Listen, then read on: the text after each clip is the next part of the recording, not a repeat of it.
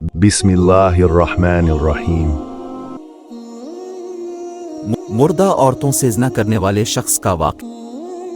इमाम ज़हरी रहमतुल्लाह अलैहि नाकिल है कि हज़रत उमर रज़ी अल्लाह ताला अन्हो रोते हुए हुज़ूर नबी करीम सल्लल्लाहु अलैहि वसल्लम की खिदमत में हाजिर हुए।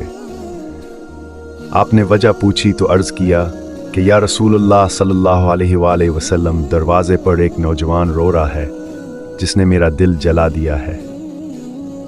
फरमाया अमरा से अंदर ले आओ। वह नौजवान रोता हुआ आप सल्लल्लाहु अलैहि वसल्लम की खिदमत में हाजिर हुआ। हुज़ूर सल्लल्लाहु अलैहि वसल्लम ने इससे रोने की वजह पूछी। कहने लगा, या रसूल अल्लाह, मेरे गुनाहों का ढेर मुझे रुला रहा है और मुझे जबार से डराता है, वह मुझ पर ग़ज़बनाक होगा। आपने फरमाया, नौजवान, क्या तूने अल्लाह के साथ किसी को शरीक ठहराया? अर्ज़ किया, नहीं। क्या तूने किसी जान को नाहक कत्ल किया है? अर्ज़ किया, नहीं। आपने इरशाद फरमाया कि अल्लाह ताला तेरे गुनाहों को माफ़ फरमा देगा, अगरचे 7 आसमानों 7 ज़मीनों और तमाम पहाड़ों के बराबर हों। नौजवान बोला, हुजूर, मेरे गुनाह 7 आसमान, ज़मीन और पहाड़ों से भी बड़ा हुआ है। आपने इरशाद फरमाया, तेरा गुनाह बड़ा है या अल्लाह? कहने लगा, मेरा गुनाह बड़ा है। फरमाया, तेरा गुनाह बड़ा है या अल्लाह? इसने कहा, मेरा गुनाह बड़ा है। इरशाद फरमाया, तेरा गुनाह बड़ा है या तेरा अल्लाह? कहने लगा, हाँ, अलबत्ता मेरा अल्लाह और इसका रहम बहुत बड़ा है। गुनाह का इर्तिकाब। बस इरशाद फरमाया कि गुनाह अजीम को खुदाए अजीम ही माफ़ फरमाएगा, जो बहुत ही अफू और दरगुजर करने वाला है। फिर फरमाया, ज़रा अपना गुनाह तो बता।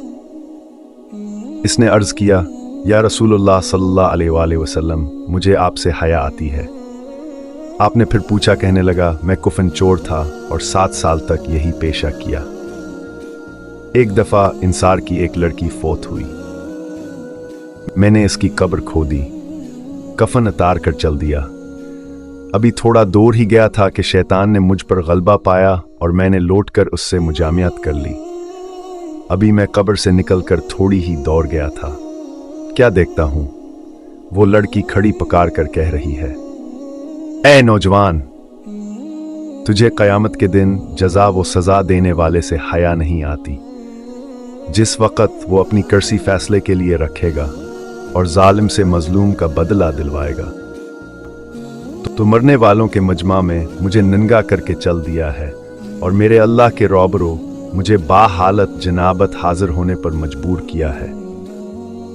ये सुनते ही हुजूर सल्लल्लाहु अलैहि वसल्लम अचल खड़े हुए और उसकी गदी पर एक थप्पड़ रसीद किया और फरमाया, ओ फासिक, तो बस आग के लायक ही है, दफा हो यहां से। नौजवान वहां से निकला। 40 रातों तक अल्लाह के हुजूर तो बहकर तामारा मारा फिरता रहा। 40 रातों के बाद आसमान की तरफ सर उठाकर कहने लगा, ऐ मोहम्मद सल्लल्लाहु अलैहि वसल्लम के खुदा, आदमा और हवा के माबूद, अगर तुझे मेरी तू बहमजूर है तो हुजूर सल्लल्लाहु अलैहि वसल्लम और आपके सहाबा करम वास की खबर दे दे, वरना फिर आगे भेजकर मुझे जला दें और आखिर तक के अजाब से निजात दे। इतने में जिब्राइल अलैहिस्सलाम तशरीफ लाए सलामक और अल्लाह ताली की तरफ से आप सल्लल्लाहु अलैहि वसल्लम को सलाम पहुंचाया। जिब्राइल अलैहिस्सलाम ने कहा, अल्लाह ताली फरमाते हैं, क्या मखलूक को आपने पैदा किया है? फरमाया, मुझे ब्यावर तमाम मखलूक को असी ने पैदा फरमाया है।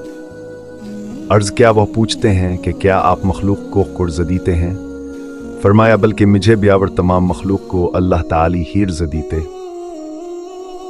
अर्ज़, क्या वो पूछते हैं, क्या बंदों की तौबा आप कबूल करते हैं? फरमाया, बल्कि मेरी भी और तमाम बंदों की तौबा वही कबूल फरमाता है। फिर कहा कि अल्लाह ताला फरमाता है, मैंने अपने बंदे की तौबा कबूल कर ली है, आप भी इस पर निगाह शफकत फरमाइए। हुजूर सल्लल्लाहु अलैहि वसल्लम ने इस नौजवान को बुलाकर इसे तौबा कबूल होने की बिशारत सुनाई। इस वाक़े से हमें यह सबक मिलता है कि अक्लमंद आदमी को इससे सबक लेना चाहिए और जानना चाहिए कि जिंदा के साथ जिना करना मर्दे के साथ जिना करने से ज़्यादा बड़ा गुनाह है। इसकी माफ़ी के लिए हकीकी और सच्ची तौबा करनी चाहिए। तो देखिए, जब सच्ची तौबा पेश की तो अल्लाह ताला ने इसे माफ़ फरमा दिया। और ये भी ज़रूरी है कि जिस हैसियत का गुनाह हो, तौबा भी इसी दर्जे की होनी चाहिए। अल्लाह हम सब का हामी व नासिर हो। आमीन।